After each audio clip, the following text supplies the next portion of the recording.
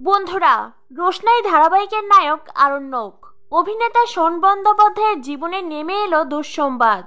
প্রিয়জনকে হারালেন অভিনেতা। বুধবার দিদিমা সুপ্রিয়া দেবীর জন্মবার্ষিকীতেই প্রাণের চেয়ে প্রিয় সঙ্গীকে হারালেন শন। সেই খবর নিজেই ভাগ করে নিলেন সোশ্যাল মিডিয়ায়। প্রিয়জনকে হারিয়ে মানসিকভাবে ভীষণ ভেঙে পড়েছেন শন। কিছুতেই ঘটনাটা মানতে পারছেন না। সোশ্যাল মিডিয়ায় নিজের প্রাণের চেয়ে প্রিয় পোষ্য কোকোর মৃত্যুর খবর জানিয়েছেন শন। তিনি ইনস্টাগ্রাম পোস্টে লেখেন, আজ সকালে কোকো আমাদের ছেড়ে চলে গেল। আমার হৃদয়ে যে শূন্যতা তৈরি হয়েছে যা কোনোদিন ভরবে না। অভিনেতা আরও লেখেন, আজ আমার ঘর ফাঁকা, হৃদয়ে খা খা করছে।